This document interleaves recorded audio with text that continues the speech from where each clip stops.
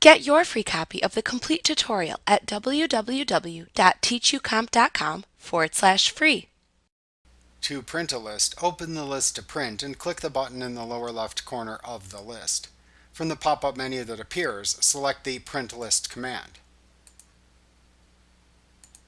If, however, you are trying to print either the customers and jobs, vendors, or employees lists, then instead click the Print button at the top of the respective center and choose the name of the list from the drop-down that appears.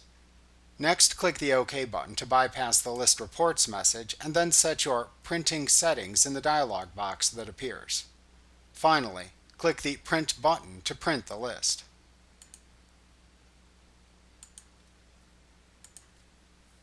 Like what you see? Pick up your free copy of the complete tutorial at www.teachucomp.com/free.